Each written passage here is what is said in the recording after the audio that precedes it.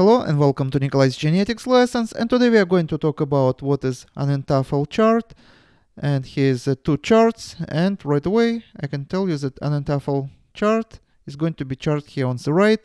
How it is different from the chart on the left, which is modern representation of the family tree, which geneticists usually using in order to find mode of inheritance of certain genetic disorders.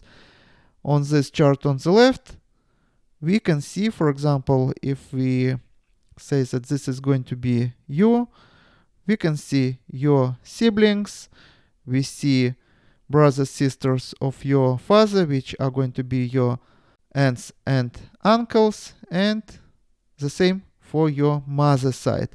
And here on the right, we do not see it.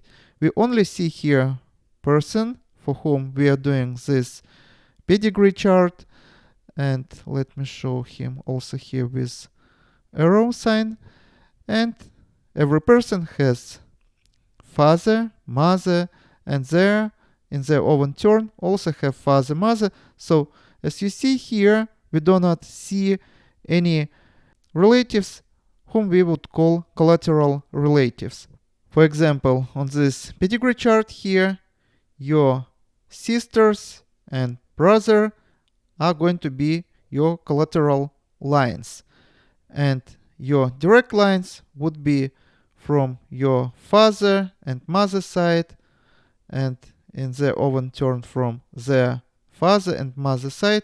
This is going to be direct lines. And as you see, we have a loop here, so here is going to be one loop on your father side and on the mother side. But we also have another common ancestor here. This is going to be great grandfather, and this is another loop here. And we also have here another direct lines here and here, how you inherit your genetic information. And all the rest relatives here would form collateral lines. So let me highlight them here, here, here, and here. And all the rest, let me also show them with different color, are going to be your direct line ancestors. So on the pedigree here on the right, we only see direct line ancestors. Now let's talk about Ahnentafel numbering system. So you start with yourself, or if you're doing such pedigree for someone else, you start with that person. As you see, sexes here are not shown, but we also can, just looking at this chart, tell the sex. Your sex can be anything, but in the second column where your parents are listed, you start with your father first, then your mother. So you start with 1, your father is going to be number 2, your mom is going to be number 3. Next generation would represent your grandparents or parents of your parents. And again, you start numbering from parents of your father side, and you start with father of your father. So he's going to get number 4, mother of your father is going to get number 5. Then you list parents of your mother. Again, you start with father first, he's going to get number 6, and mother of your mother is going to get number 7. And if you didn't notice yet, this pattern is going to be through the whole chart. When you see even number in this table, you know that this is male. So this is male, this is male, and this is male because number is even. This is male, and this is male, and for example, this is also going to be male, and so on. And all odd numbers that you see here means that this is going to be females. So it doesn't matter in which generation, all such odd numbers means females. What if you don't know certain ancestor, for example, this one, or this one? Should you skip number? No. You shouldn't skip number even if you don't know anything about this ancestor.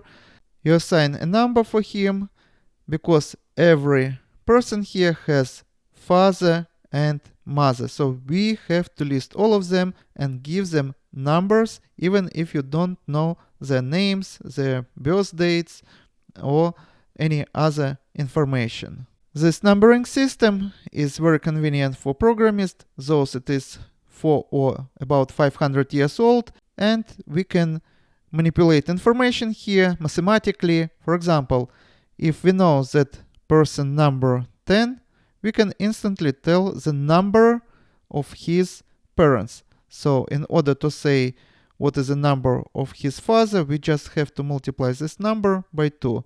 And his father's number is going to be 20. So it is here.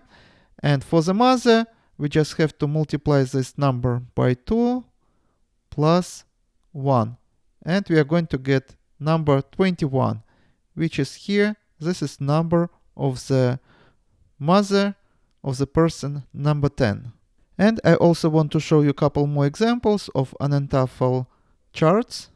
So when you will see charts like this, you can easily recognize them.